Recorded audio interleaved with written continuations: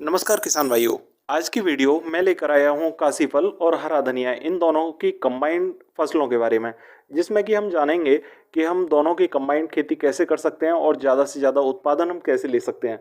किसान भाइयों, अभी समय जो चल रहा है, गेहूं की जो फसलें खाली होने वाली हैं और जिनके खेत किसान भाइयों के खाली होने वाले हैं, वो खेतों को खाली न छोड़ें और उनमें आप हरे धनिए की खेती कर सकते हैं। उसके साथ में आप पिछेती काशी फल, बहुत सारी जगहों पर कद्दू भी बोलते हैं और बहुत सारी जगह पर सीताफल भी बोलते हैं, इनकी खेती कंबाइंड आप कर सकते हैं।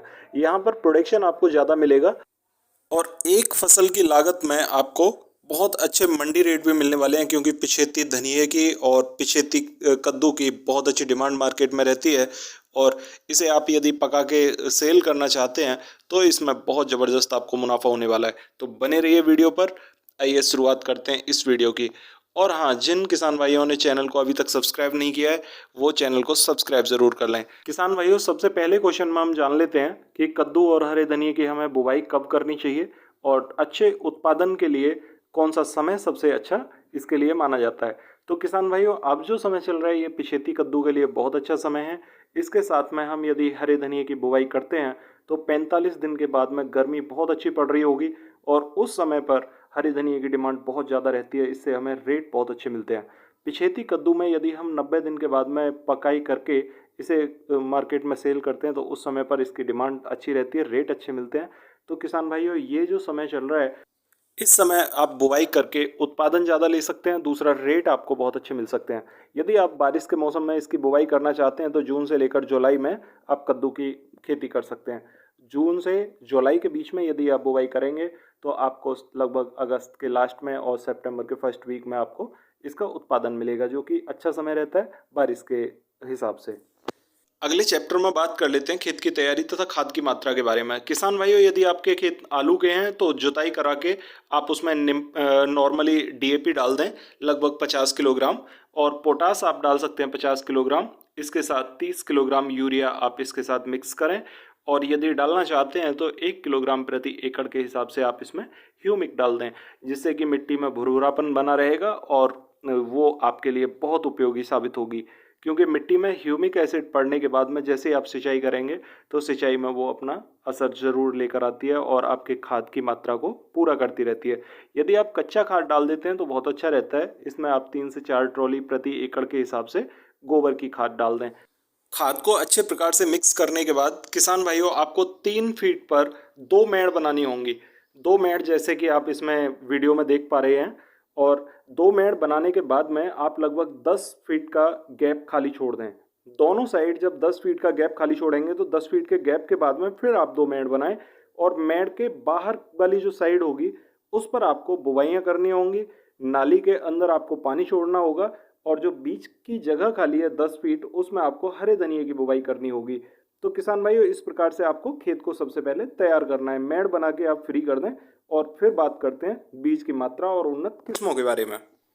अब बात कर लेते हैं बीज की मात्रा और उन्नत किस्मों के बारे में। तो किसान भाइयों, आपको कद्दू के लिए तो प्रति एकड़ 400 से 500 ग्राम बीज लेने की जरूरत पड़ेगी।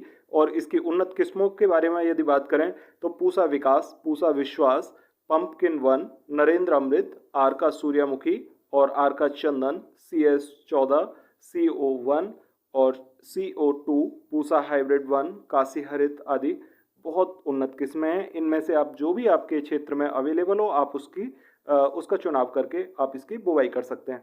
किसान भाइयों, हरे धनिए की यदि बात करें तो हरा धनिया आपको यहाँ पर 8 से 10 किलोग्राम प्रति एकड़ के हिसाब से डालना होगा। और यदि सीड आपका टूटा हुआ ना हो तो उसे हल्के हाथ से मीड़ के आप रगड़ के उसे तोड़ सकते हैं।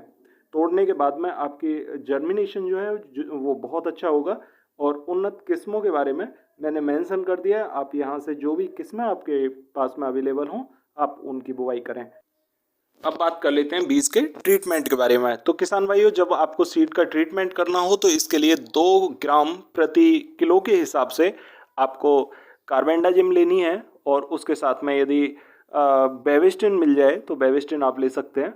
इन दोनों में से किसी एक के साथ में आप सीड का ट्रीटमेंट ज़रूर कर लें। ट्रीटमेंट होने के बाद में आपको जो इनिशियल शुरुआती फंगिसाइड की ज़रूरत पड़ती है आपको उसे लगाने की ज़रूरत नहीं पड़ेगी। और सीड का ट्रीटमेंट होने के बाद में जर्मिनेशन ज़्यादा अच्छा आएगा, इसलिए सीड को ट्रीट अवश्य कर लें।